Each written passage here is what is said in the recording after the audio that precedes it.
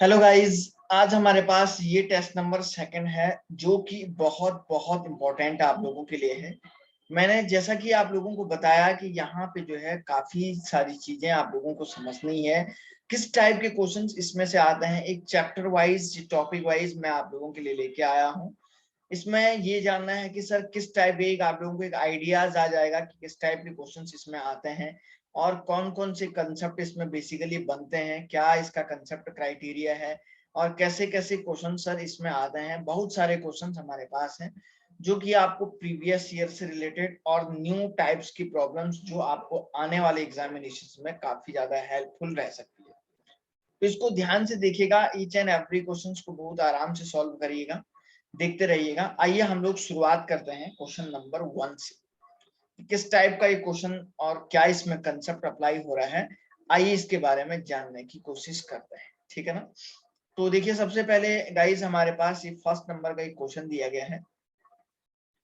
First question क्या है, energy of hydrogen atom in ground state is इतना इतना दिया गया है, -13.6 इलेक्ट्रॉन वोल्ट आपको दिया गया है। Hence energy of second excited. देखिए, सबसे पहली बात, ग्राउंड स्टेट का मतलब होता है हाइड्रोजन का ग्राउंड स्टेट ये होता है और इसमें n इजिकल टू 1 होता है। उसके बाद एक ऊपर वाला एनर्जी लेवल होता है और उसके बाद एक और एनर्जी लेवल ये है, और भी होते रहते हैं। तो सर ये n इक्वल टू 2 है, ये n इक्वल टू 3 है। जरा ध्यान से देखिएगा। अब देखिए सर, ये ग्राउंड स्टेट से जब पहला इलेक्ट्रॉन अगर यहाँ जाएगा तो ये आपका फर्स्ट एक्साइटेड स्टेट हो गया। यहां से अगर यहाँ जा रहा है तो ये फर्स्ट एक्साइटेड स्टेट हो गया। सर अगर ये इलेक्ट्रॉन यहाँ से सर अगर इधर जा रहा है तो ये आपका क्या हो जाएगा, सेकंड एक्साइटेड स्टेट। तो आपको सेकंड एक्साइटेड स्टेट की एनर्जी पूछ रहा है, तो आप बोलेंगे n इजिकल टू कहाँ की पूछ रहा है, 3 थर्ड लेवल की पूछ रहा है। तो सर एनर्जी क्या हो जाएगी, तो आप देखिए, तो energy of hydrogen atom is equal to क्या होता है, -13.6। ठीक है ना, ये आपको पता होना चाहिए। और इनटू आपका क्या हो जाएगा सर, जेड स्क्वायर अपॉन क्या हो जाएगा, एन स्क्वायर हो जाएगा। ये आपको पता है। ग्राउंड स्टेट की एनर्जी ऑलरेडी ये 13.6 इलेक्ट्रॉन वोल्ट ही है ना, ये इलेक्ट्रॉन वोल्ट में आ जाएगी एनर्जी। ये फॉर्मूला आपके पास होता है। तो सर यहाँ पे क्या हो जाएगा, -13.6 इंटू जेड, हाइड्रोजन एटम का मतलब एटॉमिक नंबर 1 के इक्विवेलेंट आएगा हाइड्रोजन एटम के लिए। तो 1 डिवाइडेड बाई सर ये क्या हो जाएगा, एन स्क्वायर। एन का मतलब 3 स्क्वायर का मतलब 3 3 जा 9 स्क्वायर। तो -13.6, ठीक है ना, डिवाइडेड बाय आप इसको क्या कर देंगे, 9 से सर इसको डिवाइड करेंगे। तो गाइस ये आंसर करीब करीब आपका आ जाएगा -1.51 इलेक्ट्रॉन वोल्ट के इक्विवेलेंट आ जाएगा। Student, option number C is the correct answer. बहुत बहुत सिंपल सी बात इसमें थी और ये आप लोगों ने बहुत आसानी से कर दी। आइए नेक्स्ट क्वेश्चन में देखते हैं। क्वेश्चन क्या लिखा हुआ है second, what is the which of the following ion has the maximum magnetic moment। बच्चों, magnetic moment is directly proportional to होता है नंबर ऑफ अनपेयर्ड इलेक्ट्रॉन। जितने ज्यादा अनपेयर्ड इलेक्ट्रॉन होंगे उतना ही ज्यादा क्या हो जाएगा सर, उतना ही सर इसमें मैग्नेटिक मोमेंट भी उसका उतना ही ज्यादा होगा। जाहिर सी बात है सर, मैग्नेटिक मोमेंट को अगर आप देखना चाहते हैं, अगर आप मैग्नेटिक मोमेंट को देखना चाहते हैं तो देख लीजिएगा सर किसमें क्या हो जाएगा।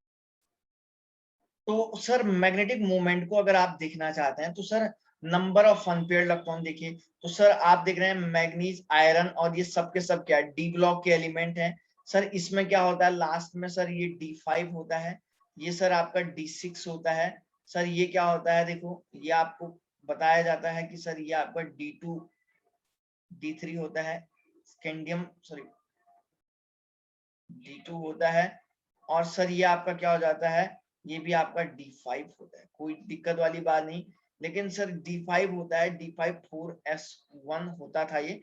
और यहाँ से 2 इलेक्ट्रॉन अगर आपके चले गए तो आप देख लीजिएगा सर ये क्या हो जाएगा, D4 हो जाएगा। कॉन्फ़िगरेशन इसका क्या होता है सर, यहाँ पे ये D4 हो जाएगा। तो D5 देखिए, D5 ऐसा होगा या नहीं होगा, देखिए आप एक बॉक्स बनाइए ऐसे 5 एटम का।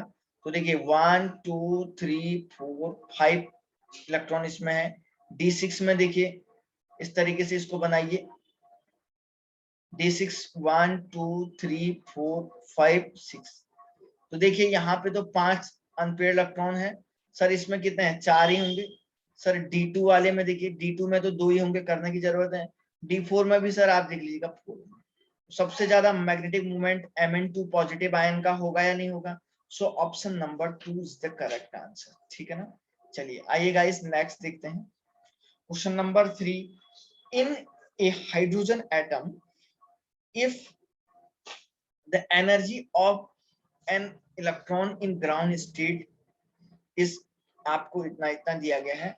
ओके, यही सेम, यही वाला क्वेश्चन आपका रिपीट हो गया है। अब फर्स्ट वाला क्वेश्चन ही आपके पास रिपीट हो गया है, तो ऑप्शन नंबर ए ही इसका आंसर है, ठीक है ना, कोई दिक्कत नहीं है सर। आइए सर नेक्स्ट क्वेश्चन देखते हैं, ठीक है ना। चलिए सर नेक्स्ट क्वेश्चन क्या है सर इसमें? नेक्स्ट क्वेश्चन हमारे पास है the uncertainty in position, the uncertainty in position of particle of 25 gram in space is 10 to the power -5। uncertainty in position इतना दे रखा है, hence uncertainty in velocity क्या होगी, डेल्टा v क्या होगी बच्चों? पोजीशन में अनसर्टेनिटी इज इक्वल टू क्या है, 10 to the power -5 दिया गया है ना। और सर आपको क्या दिया गया है, मास आपको कितना दिया गया है सर, 25 ग्राम दिया गया है। और पोजीशन में वेलोसिटी में अनसर्टेनिटी आपको पूछ रहा है, ठीक है ना। और आपको h की वैल्यू दी गई है 6.6 into 10 to the power -34। Okay, अब देखिए सर करना क्या होता है, कुछ भी नहीं है सर। आप लोग जानते हैं हाइजेनबर्ग अनसर्टेनिटी प्रिंसिपल, इन्होंने क्या बोला था, delta x into delta p is equal to h/4 pi, है ना। तो डेल्टा p को आप ऐसे नहीं लिख सकते हैं क्या, momentum m is equal to m into क्या हो जाएगा, डेल्टा b के इक्विवेलेंट हो जाएगा। तो sir delta x into m into delta b is equal to क्या हो जाएगा सर, h/4 पाई हो जाएगा। बच्चों इसको डेल्टा b निकालना है तो डेल्टा x को नीचे ले जाओ, h/4 pi into m into क्या हो जाएगा सर, डेल्टा x हो जाएगा, है ना। डेल्टा x के इक्विवेलेंट आ जाएगा। तो देखिए h की वैल्यू आपको देखिए कितना रखा है, 6.6 इस क्वेश्चन का कर रहा हूं, ठीक है, into 10 to the power -34 divided by 4 into 3.14 into mass कितना है, मास इसने दिया गया है सर आपका 25 सर, इंटू डेल्टा x कितना है, डेल्टा x की वैल्यू दी है सर 10 टू द पावर -5। देख लीजिएगा, कोई भी टेंशन नहीं है सर, इसको आराम से कैलकुलेटर से सॉल्व करिए या बच्चों खुद से सॉल्व करेगा। तो वेलोसिटी में सर, जो वेलोसिटी में जो चेंज आएगा, जो वेलोसिटी में जो चेंज आएगा, ये सर आपका आएगा करीब करीब 2.1 इंटू 10 टू द पावर -28 के अप्रोक्सीमेट आएगा, ठीक है ना। ये सर यहाँ पे 2.1 into 10 to the power -28 metre पर सेकंड के अप्रोक्सीमेट आएगा। देख सकते हैं आप इसको सर, अगर ये वैल्यू आपको यहाँ पे दिख रही है तो आप देख सकते हैं sir option number A is the correct answer, ठीक है ना। ये 10 टू दी पावर में है, थोड़ा सा इसका टाइपिंग सही से नहीं हुआ है होगा, तो सर ये 10 टू दी पावर में है। इतना तो जाहिर सी बात, अगर आप एग्जामिनेशंस की तैयारी कर रहे हैं तो आप बहुत अच्छे से इसको जान सकते हैं। कोई भी आप लोगों को इसमें, कोई भी आप लोगों को बच्चों इसमें कोई भी प्रॉब्लम नहीं हो सकती है, क्योंकि आप इसको बहुत अच्छे से जानते होंगे, ठीक है ना। तो यहाँ से आप देख रहे हैं सर, ये 10 टू दी पावर प्लस होके ऊपर चला जाएगा, तो ऑलरेडी ये समथिंग ऑफ द माइनस में वैल्यू यहाँ से आंसर में आ जाएगा। कोई भी इसमें दिक्कत आपको नहीं आएगी, ठीक है ना। चलिए आगे बढ़ते हैं और इसमें जानने की कोशिश करते हैं, ठीक है ना। तो सर ये क्वेश्चन आपसे सॉल्व हो जाएगा बच्चों, कोई भी दिक्कत वाली बात इसमें नहीं है। आइए सर क्वेश्चन नंबर 5 को सॉल्व करते हैं। क्वेश्चन नंबर 5 में क्या लिखा हुआ है, the de Broglie wavelength, the de Broglie wavelength of a tennis ball of mass इतना इतना ग्राम दिया है, 60 gram, moving with the velocity of 10 metre पर सेकेंड in approximately, है ना। डी ब्रॉगली वेवलेंथ आपको निकालने को कह रहा है। तो सर देखिए क्या है, इस क्वेश्चन को देखिए किस तरीके से हम लोग सॉल्व कर रहे हैं। देखिए क्या दिया गया है सर, देखिए ओके चलो सर, डी ब्रोगली वेवलेंथ आपको जो है फाइंड आउट करना है, लैम्डा आपको फाइंड आउट करना है। टेनिस बॉल है जिसका मास आपको जो है 60 ग्राम दिया गया है। एक टेनिस बॉल है सर जिसका मास 60 ग्राम दिया गया है, और आपको बोला है इसकी वेलोसिटी। सर इसकी वेलोसिटी कितनी हो जाएगी, 10 मीटर पर सेकेंड हो जाएगी। प्लैंक कांस्टेंट की वैल्यू ऑलरेडी आपको गिवन है, तो आप लैम्डा निकालिए, तो लैम्डा इज इक्वल टू क्या हो जाएगा, हमने पढ़ा है according to the de Broglie wavelength m into mv is the velocity।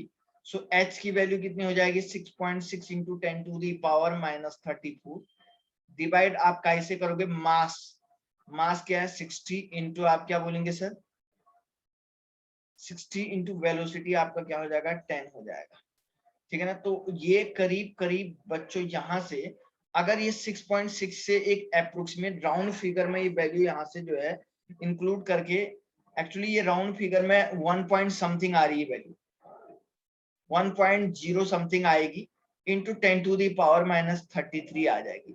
तो सर ये राउंड फिगर में अप्रोक्सीमेटली एग्जैक्टली आपके पास इतना आंसर आ जाएगा, ठीक है ना। बहुत बहुत सिंपल सा क्वेश्चन इसमें आपको दिया गया है, कुछ भी नहीं है सर इसमें, आप लोग बहुत सिंपल तरीके से इसको सॉल्व कर सकते हैं। आइए सर इसमें नेक्स्ट क्वेश्चन सॉल्व करते हैं, ठीक है। नेक्स्ट क्वेश्चन सर इसमें कौन से टाइप का क्वेश्चन है, देखिए एक और बहुत बहुत सिंपल सा ही क्वेश्चन आपके पास है सर, ये वाला क्वेश्चन। सर कौन सा क्या है इसमें टाइप है, सर क्या टाइप इस क्वेश्चन का है, आइए सर इसमें देखने की कोशिश करते हैं, ठीक है ना। तो यहाँ पे सर एक क्वेश्चन ये है, the number of unpaired d electron retained in F2 positive. भाई F2 पॉजिटिव आयन में कितने नंबर ऑफ डी इलेक्ट्रॉन होंगे, सबसे पहले आपके पास 26 आयरन होता है, सर ये कितना होगा 1s2 2s2 2p6 3s2 3p6 4s2 3d क्या हो जाएगा 3d आपका 6 हो जाएगा। एक बात बताओ बच्चों, अब इसके डी ऑर्बिटल में कितने इलेक्ट्रॉन होंगे कह रहा हो Fe2 पॉजिटिव आयन के। अब एक्चुअली जब भी हमारे पास ये दो ऑर्बिटल होते हैं, अब आयरन के वैलेंसी सेल में आपके कितने हैं, ये आपके हैं 3d6 4s2, है ना। ऐसे लिखते हैं हम, बेसिकली ऐसे लिखते हैं, आपने क्लास 12th में कोऑर्डिनेशन केमिस्ट्री में समझाया होगा आपको, दोनों की एनर्जी सेम होती है, इसलिए ऐसे लिखते हैं। तो अब आप आयरन 2 पॉजिटिव का लिखेंगे तो यहाँ से ये दो इलेक्ट्रॉन लूज हो जाएंगे, है ना, ये बाहर साइड होता है ना। तो सर ये आयरन 2 पॉजिटिव निकालेंगे तो इतना हो जाएगा, तो सर इसके पास कितने 3d6 बचते हैं। तो ओवरऑल बच्चों इसके पास 6 इलेक्ट्रॉन इसके क्या हो जाएंगे डी में बचे हुए रहेंगे। तो डी में कितने हैं सर 6 इलेक्ट्रॉन है, लेकिन सर आप देखो अनपेयर कितने हैं, वो आपसे पूछ रहा अनपेयर्ड इलेक्ट्रॉन कितने हैं। बच्चों आप लोग मुझे एक बात बताओ, सर यहाँ पे अनपेयर्ड इलेक्ट्रॉन आपको निकालने हैं, ठीक है ना। तो सर कैसे निकालते हैं, तो देखिए 6 तो इसके बाद टोटल इलेक्ट्रॉन है 1 2 3 4 5 6, तो देखो ये तो पेयर हो जाएगा, तो 1 2 3 4, तो ओवरऑल 4 अनपेयर्ड इलेक्ट्रॉन बचे नहीं बचे, 4 अनपेयर्ड इलेक्ट्रॉन बचे या नहीं बचे, आप मुझे बताओ। Sir option number C is the correct answer. बहुत बहुत सिंपल तरीके से सॉल्व कर रहे हैं, कुछ भी सर इसमें नहीं है, आप देख सकते हैं, ठीक है ना। आइए जी क्वेश्चन नंबर आपके पास नेक्स्ट है, क्वेश्चन नंबर 7। क्वेश्चन नंबर 7 को कैसे सॉल्व करते हैं, the orbital angular momentum for an electron revolving in an orbit is given by ऐसे। ये जो टर्म है ये ना, ये एक्चुअली थोड़ा ऐसे लिखा हुआ है, ये थोड़ा सा लिखा नहीं गया है, ये थोड़ा सा टाइप नहीं हुआ है, ये क्या लिखा हुआ है, जो ऑर्बिटल एंगुलर मोमेंटम है वो ये है, ये यहाँ पे लिखा हुआ है, मैं यहाँ पे लिख देता हूँ क्या लिखा हुआ है, आप अपनी कॉपी में या सॉल्व करते टाइम इसके ऐसे इंटू h अपॉन 2 पाई ऐसे लिखा गया, बस ये लिखा हुआ है h अपॉन 2 पाई इसके अंदर है, और ये एक्चुअली बेसिकली ये ऐसे है, ये ऐसे ऐसे रूट भी है, रूट एक्चुअली इसमें टाइप नहीं हो पाया, ठीक है ना, ये ऐसे है। This momentum for an S electron will be given by, S electron के लिए सर ये मोमेंटम कैसे दिया जाता है। ठीक है ना सर, ये कह रहा है s इलेक्ट्रॉन के लिए ये मोमेंटम कैसे दिया जाता है ना। एक बात मुझे आप लोग खुद से बताओ बच्चों, s देखो s इलेक्ट्रॉन का मतलब हो गया s ऑर्बिटल की बात कर रहा है, तो l की वैल्यू अगर 0 होती है तो कौन सा ऑर्बिटल होता है ना। l की वैल्यू सर अगर 0 होती है तो s ऑर्बिटल होता है या नहीं होता है। तो इस फॉर्मूले में 0 रखो l की जगह, 0 इंटू 0 0 समथिंग ओवरऑल 0 आएगा नहीं आएगा आंसर। s ऑर्बिटल के लिए एंगुल l की जो एंगुलर अज़ाइमुथल क्वांटम नंबर है इसकी वैल्यू क्या होती है 0 होती है। तो इसको यहां रखोगे तो सर ये वैल्यू इतनी आएगी नहीं आएगी, देख लीजिएगा। सर क्वेश्चन नंबर 8 आइए देखने की कोशिश करते हैं। क्वेश्चन नंबर 8 में क्या दिया गया है। क्वेश्चन नंबर 8 है in Bohr series of line of hydrogen spectrum. ऐसे कर देते हैं, ठीक है ना। तो hydrogen spectrum, the third line from the red end correspond to which one of the following inner orbital jump of the electron of Bohr orbital in hydrogen atom। बच्चों इसमें बोला क्या गया है, बहुत बहुत सिंपल तरीके से मैं आपको समझा देता हूँ। वो कह रहा है कि कोई बोर सीरीज है, हाइड्रोजन स्पेक्ट्रम का रेड एंड है। रेड एंड का मतलब क्या होता है, रेड एंड हमें कौन से रीजन में दिखाई देगा। आप लोग मुझे बताओ रेड कलर हमें कब दिखाई देगा, विजिबल रीजन में ही दिखाई देगा ना। इंफ्रारेड में हम थोड़े कॉम्प्लीमेंट्री कलर तो आपको पढ़ाया होगा कि विजिबल रीजन में दिखता है, कॉम्प्लीमेंट्री कलर तो सर विजिबल रीजन में दिखता है।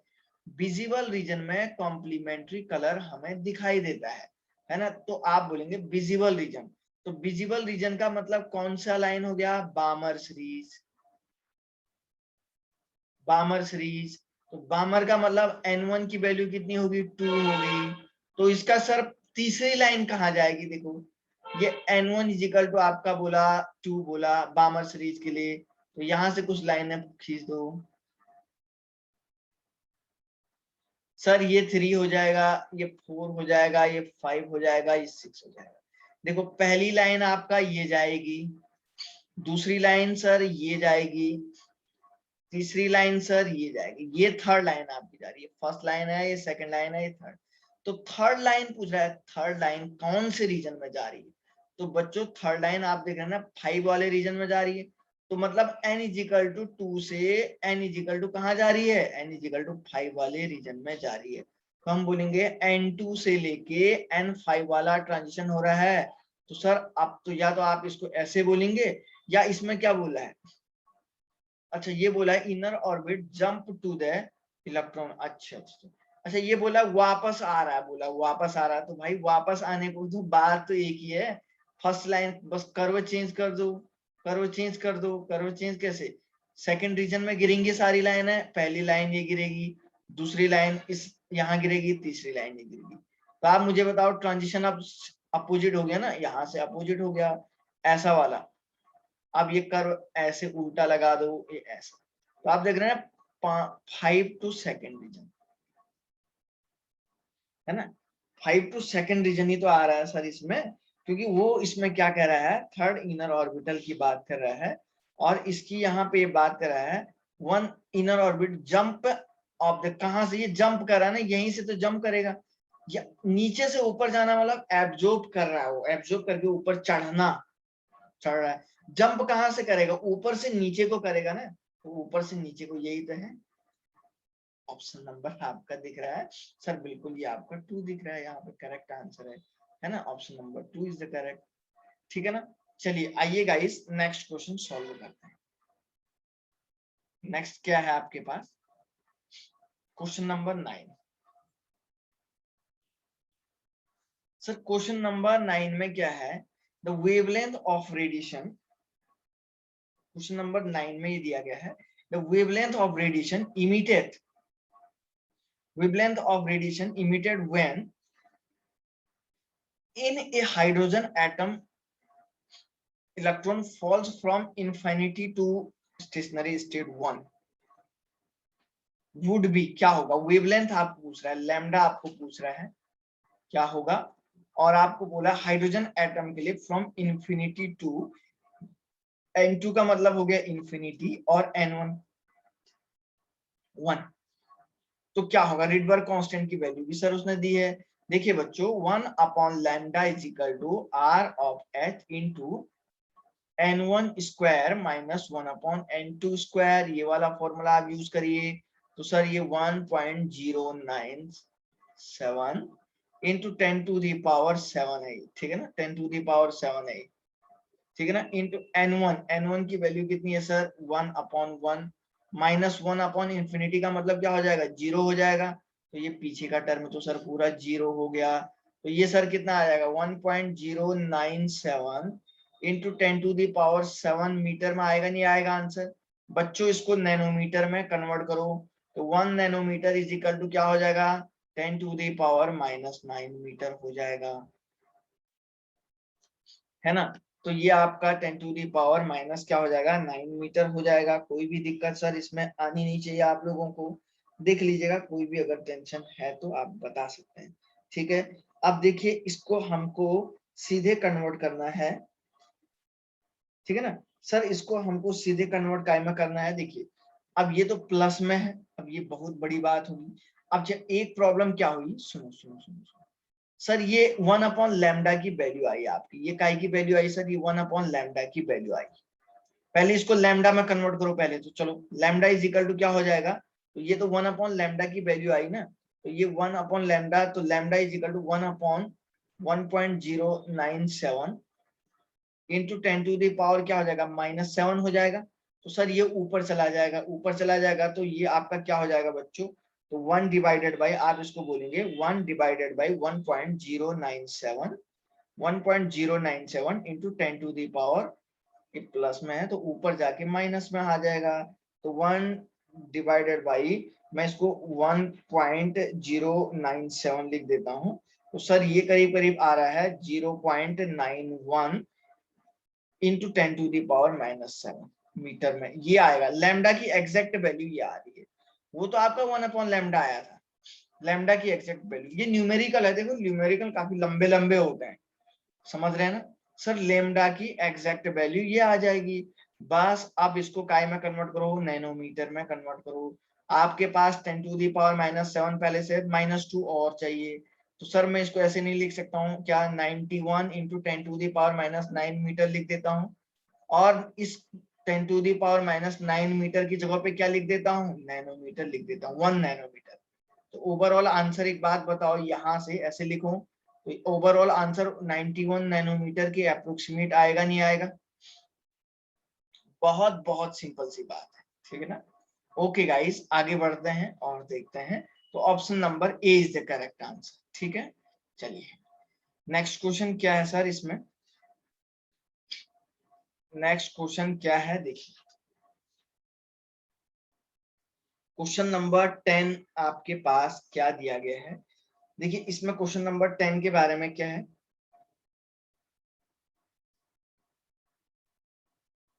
which of the following set of quantum number is correct for n electron in 4f orbital। भाई 4f ऑर्बिटल है, इसके आगे ये जो n होगा ये यही होगा, n इज इक्वल टू, ये आगे प्रिंसिपल नंबर पहला नंबर जो होगा वही तो n होता है, हो गया। l की वैल्यू क्या होगी, spdf। तो बताओ l इज इक्वल टू 0 का मतलब s, 1 का मतलब p, 2 का मतलब d, 3 का मतलब f, होगा नहीं होगा f, हो जाएगा। m की वैल्यू सर क्या होगा, सर m की वैल्यू सर यहाँ पे क्या होगा, आइए देखते हैं सर m क्या होगा, है ना। l हम लोग 3 लिखते हैं, ठीक है ना।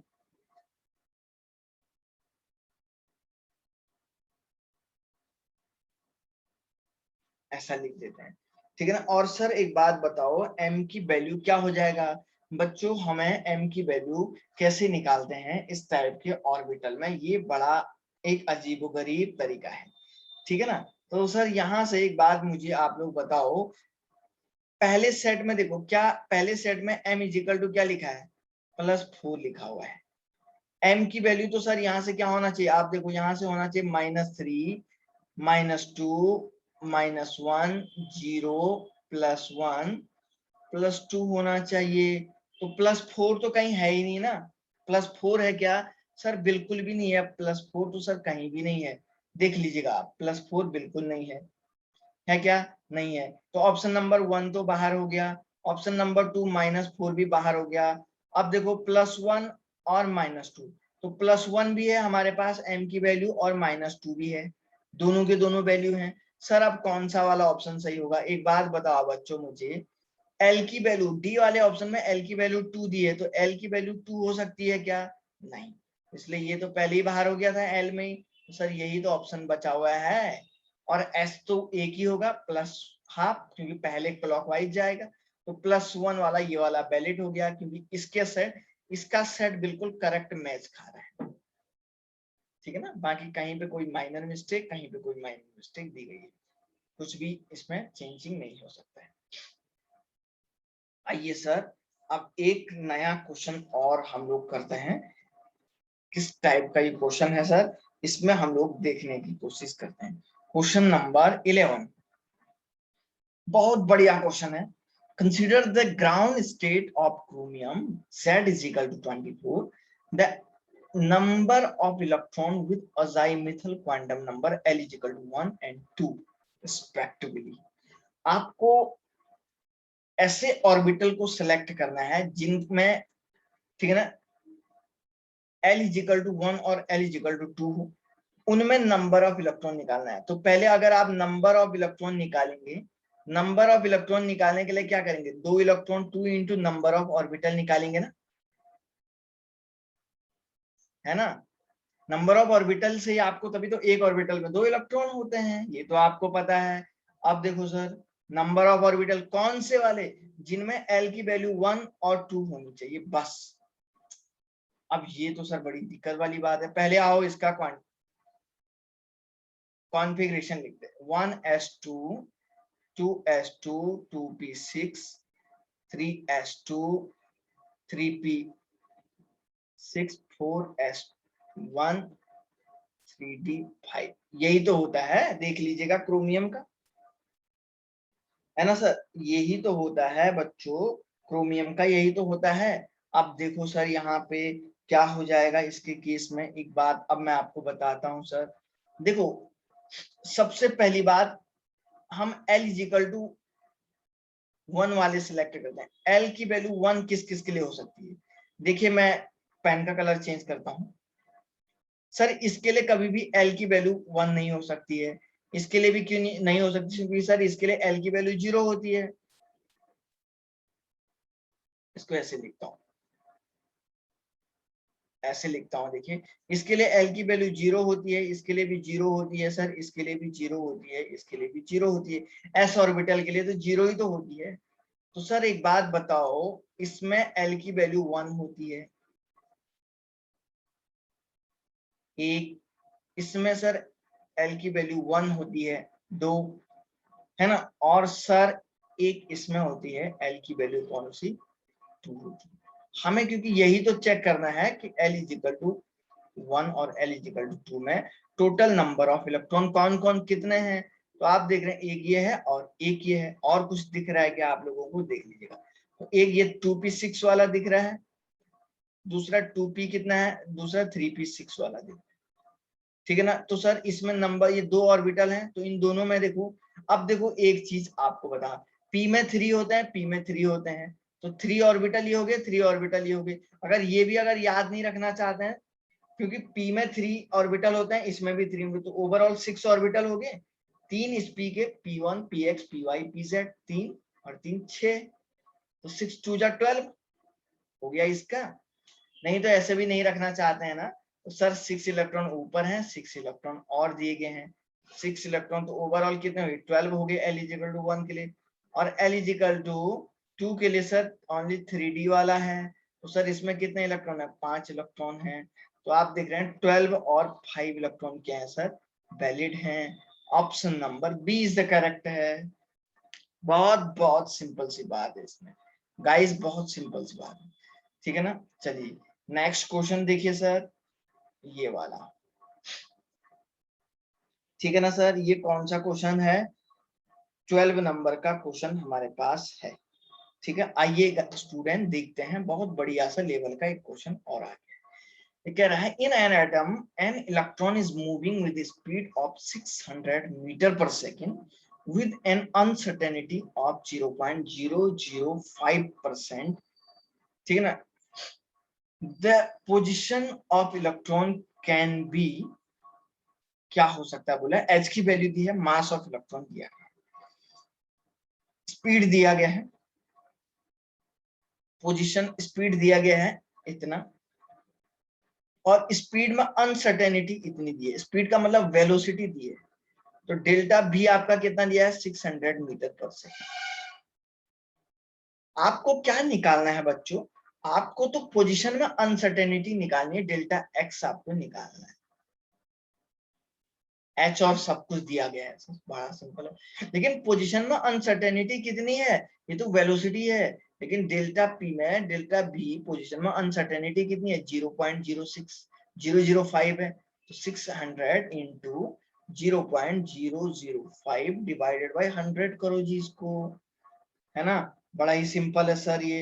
एक काम करो बच्चों, इस जीरो से ये जीरो, ये जीरो से ये जीरो कैंसिल करो, तो 6 इंटू 0.005 को मल्टीप्लाई करो, तो सर ये कितना आएगा आंसर, ये आएगा 0.03 मीटर पर सेकंड, ये वैल्यू आएगी, आप देख लीजिएगा कुछ भी नहीं है सर, ठीक है ना। अब चलो जी, ये आपने निकाल दिया, डेल्टा बी की वैल्यू सर यहाँ से निकल गई, डेल्टा ये हो जाएगा। अब देखो निकालिए डेल्टा एक्स, तो delta X into delta P is equal to H upon 4 pi, किसने बोला था, हाइजेनबर्ग अनसर्टेनिटी प्रिंसिपल ने बोला था।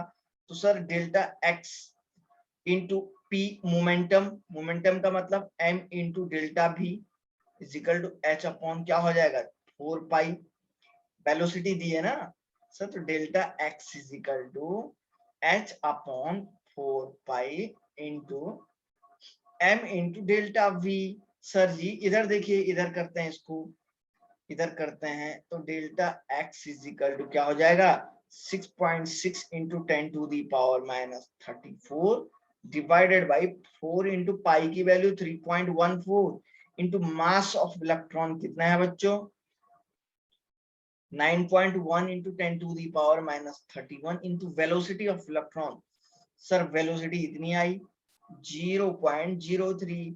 फाइनली अगर आप इसको कैलकुलेट करोगे, सो बच्चों अगर आप इसको फाइनली कैलकुलेट करोगे, तो ये वैल्यू करीब करीब अप्रोक्सीमेटली आ जाएगा आपका 1.92 into 10 to the power minus 3 meter के अप्रोक्सीमेट आएगा। Student option number C is the correct answer, ठीक है ना। आइए गाइस नेक्स्ट क्वेश्चन को देखने की कोशिश करते हैं। नेक्स्ट क्वेश्चन सर कौन सा है, नेक्स्ट क्वेश्चन आपके पास है question number 33। Sir question number 13 क्या होगा, क्वेश्चन नंबर 13 क्या होगा, calculate the wavelength associated with proton moving at a, आपको बता रहा है एट ए इतनी वेलोसिटी से दे रहा है और आपको वेवलेंथ निकालना है। सर वही लैम्डा आपको फाइंड आउट करना है, और v वेलोसिटी दी है, ये आपको 1 इंटू 10 टू दी पावर 3 है, समझ रहे हैं ना, ये लिखा हुआ 1 into 10 to the power 3 meter पर सेकेंड है। तो बस वेवलेंथ निकालो, वही de Broglie, lambda is equal to H upon M V हो जाएगा। तो सर एच की वैल्यू कितनी है 6.6 इंटू 10 टू दी पावर दिया हुआ है उसमें 34, मास कितना दिया है, मास ऑफ प्रोटॉन दिया गया है, तो 1.67 into 10 to the power minus 27 kg into sir velocity आपको दिया गया है 10 टू दी पावर 3 मीटर पर सेकेंड। तो आप देख लीजिएगा आंसर आप कैलकुलेट करेंगे, तो सर ये फाइनली मैं आपको बता देता हूं सर, ये करीब करीब आएगा आपके पास 0.40 into 10 to the power minus, ठीक है ना, into 10 to the power minus 9 के बराबर आएगा, मीटर में आएगा ये। तो सर इसको आप क्या करेंगे 0.40 नैनोमीटर लिख सकते हैं ना, क्यों सर, क्योंकि 1 nanometer is equal to 1 nanometer is equal to क्या हो जाएगा 10 to the power minus 9 meter. So option number B is the correct answer, ठीक है ना। नेक्स्ट देखते हैं गाइस, ये वाला क्वेश्चन बढ़िया सा एक क्वेश्चन आपके पास अभी आया हुआ है, देखिए इसको। यहाँ पे एक क्वेश्चन बोल रहा है the energy required for break 1 mole of chlorine chlorine bond is, एक मोल क्लोरीन क्लोरीन बॉन्ड को ब्रेक करने के लिए 1 मोल CL बॉन्ड को ब्रेक करने की जो एनर्जी आई है ना डेल्टा E, वो कितनी है 242 किलो जूल पर मोल। तो 242 इंटू 10⁻³ जूल पर मोल लिखेंगे इसको, कोई टेंशन नहीं लेने का। 1 मोल की है, 1 मोल का मतलब Na ना, ये Na एटम की एनर्जी है, Na एटम की एनर्जी है, समझ रहे हैं, Na एटम की एनर्जी। आपको बोला है लॉन्गेस्ट वेवलेंथ आपको निकालनी है to capable breaking the single chlorine chlorine bond की। भाई सिंगल क्लोरीन क्लोरीन बॉन्ड की वेवलेंथ निकालना है तो डेल्टा E इक्वल टू क्या होता है Hc/लैम्डा होता है। लैम्डा लेकिन क्या होना चाहिए, सिंगल क्लोरीन क्लोरीन बॉन्ड का होना चाहिए, तो एनर्जी भी एक क्लोरीन क्लोरीन बॉन्ड की होनी चाहिए ना। एनर्जी भी क्या होनी चाहिए सर, एक क्लोरीन क्लोरीन बॉन्ड की होनी चाहिए। तो सर अब इस एनर्जी को सर एक क्लोरीन क्लोरीन बॉन्ड की एनर्जी को कैसे कन्वर्ट करेंगे, तो मैं ऐसे लिख सकता हूं ना, देखो energy of delta E of 1 chlorine chlorine bond 1 Cl bond कितना होगा 242 इंटू 10⁻³ तो यहां से ये Na क्या हो जाएगा, इसका डिवाइड कर लेंगे 6.02 इंटू 10⁻23, ठीक है ना सर। तो ये आपका करीब करीब आएगा 242 डिवाइडेड बाई 6.02, तो ये आपका यहाँ पे आएगा बच्चों 40.19 इंटू 10⁻, ये ऊपर चला जाएगा -20 जूल हो जाएगा, ठीक है ना। इतना ये आंसर यहाँ पे आएगा। अब सर यहाँ पे, अब सर इस फॉर्मूले में इसको पूरे के पूरे क्वेश्चन को रखो, इधर देखिए। तो डेल्टा, तो lambda of chlorine chlorine bond is equal to क्या हो जाएगा H into C 6.6 into 10⁻³ into 3 into 10⁻, कितना हो जाएगा 8 मीटर पर सेकेंड। वेलोसिटी ऑफ लाइट की वैल्यू हो जाएगी, और सर एनर्जी कितना है 40.19 इंटू 10⁻⁻20 हो जाएगा। So sir lambda of this chlorine chlorine bond that is the wavelength, समझ रहे हैं sir, that is the wavelength, that is equal to हो जाएगा आपका sir, that is equal to 0.494 into 10⁻⁻6 metre.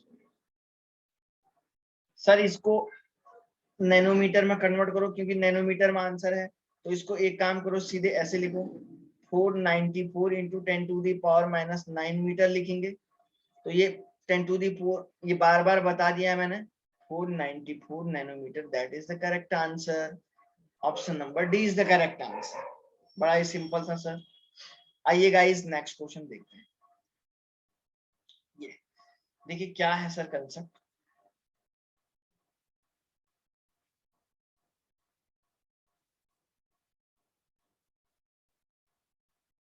इस क्वेश्चन में क्वेश्चन नंबर 15 क्या कहता है, ionization energy of helium positive ion, इतना इतना दिया गया है। The energy of first stationary state of lithium 2 positive ion. देखिए लिथियम 2 पॉजिटिव आयन की एनर्जी निकालनी है और हीलियम की एनर्जी आपको दी गई।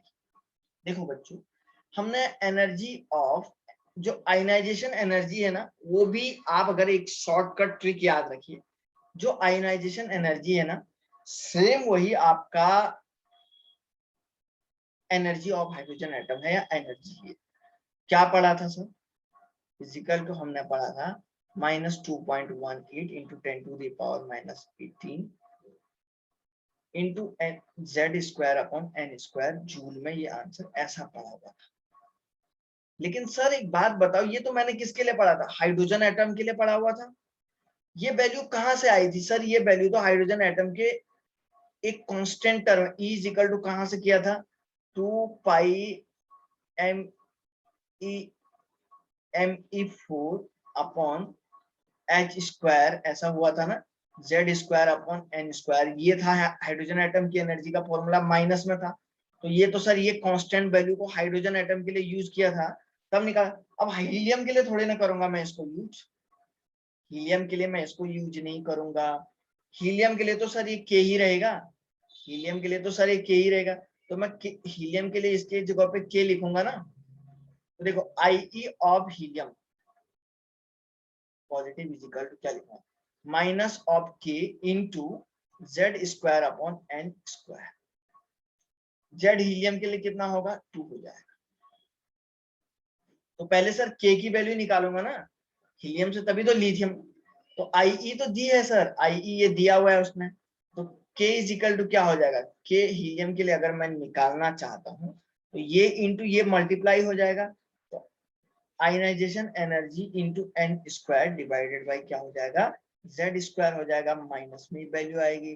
तो ये कितना हो जाएगा 19.6 into 10 to the power minus 18 into N square, N का मतलब 1 डिवाइडेड बाई सर कितना हो जाएगा 4 से इसको डिवाइड करेंगे तो सर ये 4.41 समथिंग आएगा into 10 to the power minus 18 joule, minus में ये वैल्यू आएगी, है ना सर।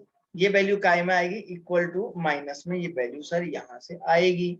अब इसको आपको क्या करना है, इससे अब आपको लिथियम की एनर्जी निकालनी है, आयनाइजेशन। तो ionization energy of lithium 3 positive ion, Z की वैल्यू सर इसके लिए कितनी होती है 3। तो क्या होगा इसके लिए माइनस ऑफ के, वही के वाला टर्म यूज करूंगा। अगर हाइड्रोजन से अगर हीलियम की निकालनी होती तो मैं सीधे इसको रख देता, अरे हीलियम से निकालना है वो तो लिथियम की, हाइड्रोजन से अगर लिथियम की निकालनी होती तो मैं सीधे इसको यूज कर सकता था, लेकिन अब यहाँ पे मैं इसको यूज नहीं कर पाऊंगा, ठीक है ना सर, इसको यूज नहीं कर पाऊंगा। तो z इक्वल टू क्या हो जाएगा 3 हो जाएगा। तो सर z की वैल्यू यहाँ से अगर हम लोग 3 कर रहे हैं तो देखिए इस तरीके से, देखिए तो देखिए z इजिकल टू 3 हो जाएगा। तो देखिए आयनाइजेशन एनर्जी इजिकल टू क्या हो जाएगा, इजिकल टू आपका वही हो जाएगा माइनस ऑफ के, यहाँ पे लिखा हुआ था आधा। तो सर इसको कैसे लिखेंगे, माइनस ऑफ के इंटू आप इसको बोलेंगे माइनस ऑफ के, आप बोलेंगे Z square upon N square. K की वैल्यू हमने निकाली हुई है, ये है ना के की वैल्यू, ये बस माइनस माइनस का क्या हो जाएगा plus 4.41 into 10 to the power minus 18 into Z की वैल्यू कितनी है 3 3 जा 9, 3 है ना जेड, तो जेड स्क्वायर 9 डिवाइडेड बाई कितना हो जाएगा 4 हो जाएगा, सॉरी डिवाइडेड बाई 1 हो जाएगा। इसमें सर यहाँ पे आपको डिवाइडेड बाई 1 करना है, तो ये कितना होगा सर 4.41 इंटू 9 से मल्टीप्लाई करेंगे, है ना। तो सर यहाँ पे फर्स्ट स्टेशनरी स्टेडियम हो जाएगा इसके लिए। तो 9 से जब भी हम लोग इसको यहाँ पे मल्टीप्लाई कर रहे हैं तो देखिए क्या हो रहा है, तो ये वैल्यू करीब करीब सर आपका यहाँ पे ये वैल्यू करीब करीब आ जाएगी। देखिए 1 मिनट है, 1 मिनट इसमें कुछ चेंजिंग करना पड़ेगा मुझे, कोई दिक्कत नहीं है सर, चेंजिंग करने की टेंशन नहीं लेने का है।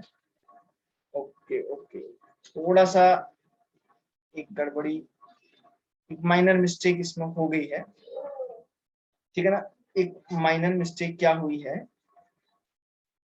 कि ये जो एनर्जी है ना सर, यहाँ से ये एनर्जी फर्स्ट स्टेशनरी स्टेट की एनर्जी हम इसको निकाल रहे हैं, तो इसमें थोड़ा सा एक मिस्टेक हुई है, देखिए 1 मिनट है। ओके गाइस, एक्चुअली यहाँ पे एक थोड़ा सा ये हुई कैलकुलेशन में, हमने यहाँ पे 4.9 आना था यहाँ पे into 10 to the power minus 18 joule, ये ऐसा आ रहा था सर, ठीक है ना। और सर ये अब इतना आ रहा था, तो अब आपका आसानी से निकल जाएगा minus minus plus 4.9 into 10 to the power minus 18 into Z 3 3 जा 9 डिवाइडेड बाई 1, तो ये आएगा 44.1 into 10 to the power minus 18 joule. तो या आप इसको ऐसे लिख सकते हैं 4.41, है ना। तो सर या तो आप इसको ऐसे भी लिख सकते हैं सर, यहाँ पे आप इसको ऐसे भी लिख सकते हैं 4.41 into 10 to the power minus 17 joule की अप्रोक्सीमेट, यहाँ से आप इसको ऐसे भी लिख सकते हैं। जो कि बहुत बहुत आसानी से निकल जाएगा। Option number B is the correct answer. ठीक है ना गाइस, बहुत ही सिंपल सा क्वेश्चन था ये। आइए सर नेक्स्ट क्वेश्चन सर इसमें देखने की कोशिश करते हैं। सर एक और क्वेश्चन आपके पास ये है, question number 16। A gas absorbs a photon of 355 nanometer. समझ रहे हैं ना, इतने इतने नैनोमीटर की कोई जो है गैस एब्जॉर्ब करी है। सर ये क्वेश्चन इसमें दिया गया है, कोई एक गैस है जो 355 नैनोमीटर की, मान के चलो ये कोई एक गैस है। ये गैस क्या कर रही है सर, ये गैस आपका 355 नैनोमीटर की वेवलेंथ को एब्जॉर्ब कर रही है। ठीक है ना, अब ये यहाँ से एब्जॉर्ब कर रही है, तो अब यहां से दो वेवलेंथ को इमिट करी, एक 1 और ये 2। समझ रहे हैं ना, तो इसका जो लैम्डा 1 की वैल्यू है वो आपको दे रहा है 680 नैनोमीटर बोल रहा है। लेकिन सर लैम्डा 2 क्या होगा ये आपको पूछ रहा है। सर लैम्डा 2 निकलेगा कैसे, ये एक बड़ी आपको चैलेंज होगी। तो सर ये जो लैम्डा है इसी से आपको ये दोनों मिले हैं ना, तो मैं इसको ये लैम्डा मान के चलो, तो आप जानते हैं sir energy is equal to, है ना, एनर्जी इज इक्वल टू क्या होता है, इसकी एनर्जी, ये एनर्जी इज इक्वल टू ये आपका, इसकी एनर्जी E1 है और इसकी एनर्जी E2 है। तो E is equal to E1 plus E2 होगा नहीं होगा, ये दोनों इसी से तो बने हैं, ये दोनों लाइट हैं इसी से तो बनी है, E1 प्लस E2। तो भाई HC अपॉन लैम्डा इसका लिखो, lambda is equal to HC upon lambda 1 plus HC upon lambda 2। Sir ये HC upon lambda is equal to H into C 1 upon lambda 1 plus 1 upon lambda 2 हो जाएगा। ये ऐसे इसको ऐसे कैंसिल करेंगे, तो sir 1 upon lambda is equal to 1 upon lambda 1 minus 1 upon lambda 2 आएगा नहीं आएगा, बोलिए। तो 1 अपॉन लैम्डा 2 की वैल्यू आपको निकालनी है, तो 1 अपॉन लैम्डा, तो इसको आगे यहां से आगे करेंगे, तो सर ये हो जाएगा 1 upon lambda 1 minus 1 upon lambda. Mathematical rearrangement अगर आप इसको करेंगे तो फाइनली आपको ऐसा मिलेगा।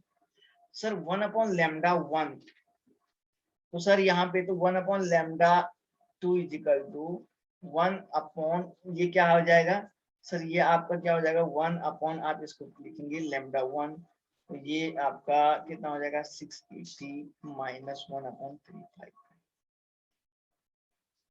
है ना।